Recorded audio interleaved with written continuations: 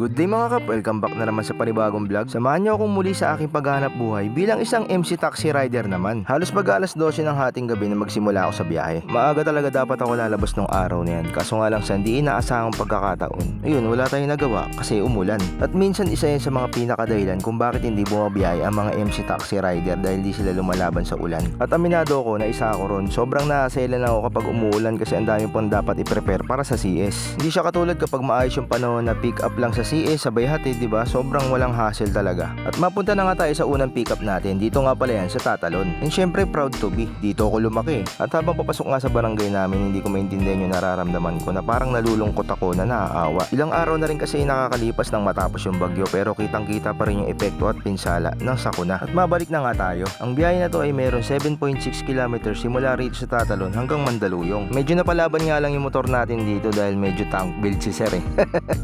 Yoy, joke lang ah. Medyo naging matumal nga yung simula natin yan dahil hating gabi na tayo bumiyahe. At lamang nga rin pala tayo sa gapang dyan. Yun yung term ng MC taxi rider kapag umaandar na walang pasahero. Na-drop ko kasi yung unang booking natin dun sa Barangka tapos nakakuha na tayo bandang show, diba? Ang layo. Bali itong pangalawang booking natin Gurami lang, Manda to Manda lang yung hatiran. At pag sinabi namang Gurami sa term ng MC taxi, malapitan or maliitan lang. Eksaktong 1 kilometer nga lang din tong hatiran na to. At nang tinanong ako ng customer kung magkano, sinabi ko 50 lang para ka nga lang sumakay ng tricycle eh. At pagkatapos nga natin ma-drop yung customer natin, mga 10 minuto lang din napasukan na tayo ng panibagong booking. Ang biyaheng yan ay may layong 7.9 km simula Mandaluyong hanggang Pasig. Medyo nanibago lang ako sa Joyride app dahil matagal nga akong hindi bumiyahe rito. May dalawang uri rin kasi ng online payment dito. Yung una, JRPay, ibig sabihin bayad na siya sa app. Yung pangalawa naman tinatawag na ePay. Pwede kang bayaran sa GCash or Paymaya. Bali yung transaction nga na to ay ePay. At ang buong akala ko ay okay na at bayad na talaga siya. Sa puntong yan, sinita ko ng CS. Sabi niya, kuya alis ka na, paano yung bayad? At buti na lang hindi ko pa nasa-swipe yung app at nakita ko na ePay nga. Hindi na lang din talaga ako nagpahalata na nakalimutan ko yung mode of payment. Sobrang kamote talaga yun, no?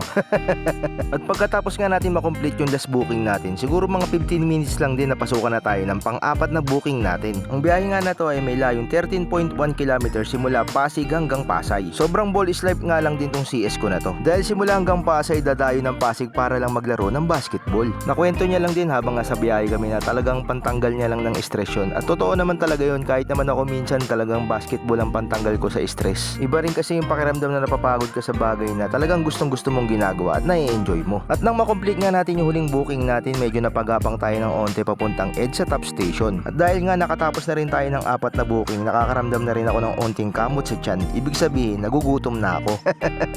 Laking bagay talaga na nagkalat na yung mga parisan dito tsaka mga overload. Talagang marami ka na makakainan sa 10 oras ng gabi. Pero payong kaibigan lang mga kapatid, huwag niyong araw-arawin to. Dahil kung pirmis na araw-araw mong yayariin to, naku po, baka hindi ka na talaga tumanda.